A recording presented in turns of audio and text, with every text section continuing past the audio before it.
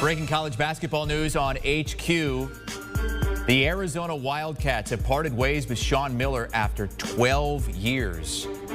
He's had some NCAA issues. The administration stuck by him for several seasons, but after going to the Elite Eight 3 of his first 6 seasons, has not had much success, especially to Arizona's standards, the last 4 seasons. They have not won a tournament game the last 4 seasons. The last time they won a tournament game was 2017 when they went to the Sweet 16. He was the 3-time Pac-12 Coach of the Year, won the tournament 3 different times, the 3rd winningest coach in Arizona history. Started off great. There were back-to-back seasons when he won more than 30 games. He went 33-5 in 2014, 34-4 the following year.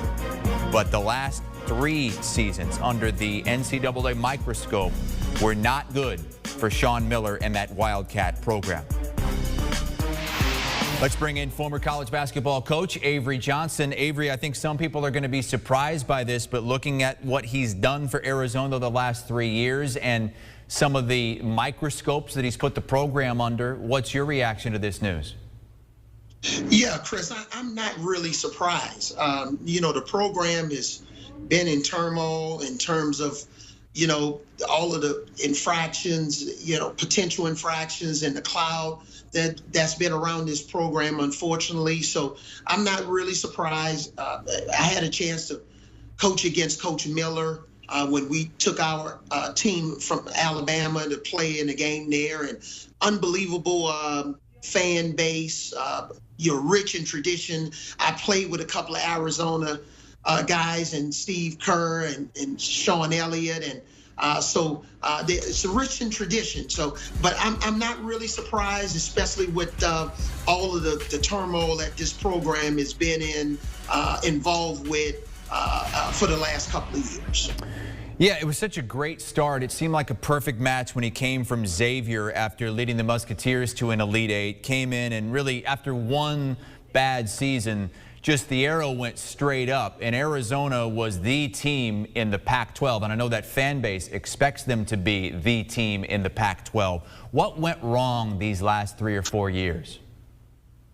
Well, I just think, Chris, unfortunately, when you have coaches that are being audio and all of the different accusations, it's just unfortunate.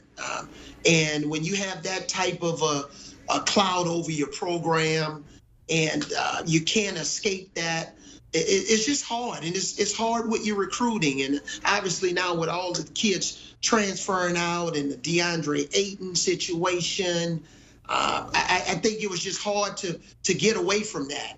And obviously you heard that Coach Miller met with the president last night, for over an hour, and they decided to part ways this morning. And I think this is a clean break for everybody, and it'll be interesting to see if a guy like Jason Terry, who's on the staff that I coach with the Mavericks, or a guy like a Damon Stoudemire that played at Arizona. It'd be interesting to see if those guys have an opportunity to get this job. Yeah, how much have things changed just in the last few years? I think going back in my memory, Fred Hoiberg was hired by Iowa State some 10 years ago or so. No coaching experience whatsoever. Came in, led them to tournament championships, the Sweet 16s, and obviously in the last couple of years we've seen the Juwan Howards come in and do the same sort of thing. Does the way you look at filling a coaching vacancy at one of these quote-unquote blue blood schools, has that changed based on what we've seen lately?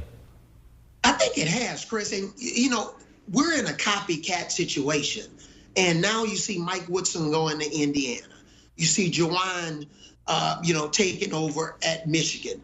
And even though he didn't play in the NBA, you're looking at a guy like Anthony Grant that took over at Dayton, his alma mater. So guys are going back to their schools. A lot of the universities are hiring, from within their own family. Hubert Davis, takes over at North Carolina. So we'll see if Arizona's going to stay with that trend and hire somebody that's an alum that has coaching experience, whether they have coaching experience or not, whether they're going to hire from within the Arizona family. Some of the biggest jobs in the country have seen turnover just in the last month or so. North Carolina, Texas, Indiana, now Arizona.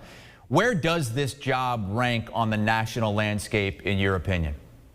Oh, it's definitely a top 10 job. And when you look at that fan base, like I said, they're wild and crazy. They sell out every game. They're steep in tradition. So it's still one of the top 10 jobs easily in all of college basketball, even with the rise of some of the mid-major programs, or, Houston is on the rise now, Gonzaga, obviously Baylor, from the Big 12, not really supposedly a basketball school, but Arizona is still a destination. It's one of the best jobs in the country. And any coach that would have an opportunity to take over this program, they got amazing support from within the administration and also their donor base. It's a first-class program in terms of the amount of resources they have. So this is definitely a top 10 program. First time since 2008 that we've seen an NCAA champion come from west of the Mississippi. We saw so much Pac-12 success in the NCAA tournament. Do you think that the Pac-12 really going above and beyond any expectation had something to do with the speeding up of this decision by the Wildcats? It could very well have, because now, Oregon State's on the rise, and USC, boy, what a job that Coach Cronin has done at UCLA. So I think, especially, you don't want to have any gray area. You don't want to have anything holding your program back. This is about recruiting. This is about building relationships with these AAU programs. So, right now, Arizona used to be at the front of the line in the Pac-12. Right now, you have some programs that have, passed them by a little bit. So to get them back to being that elite program, which they are, I'm sure that this move had something to do with it. Avery Johnson says this is a top 10 job. Arizona's been nowhere near the top 10 the last 3 or 4 seasons. No tournament wins the last 3 seasons in tournament eligibility for the Arizona Wildcats. Much more on this breaking story on the other side of this 60-second timeout. Tim Doyle will join us as Arizona parts ways with Sean Miller after 12 seasons and several Elite Eight appearances, but 0 Final Fours in Tucson. Want a sports network that delivers everything that matters about the game? The highlights, the picks, the instant analysis. No yelling, no fake debates, no politics. Hit the subscribe button and never miss a moment.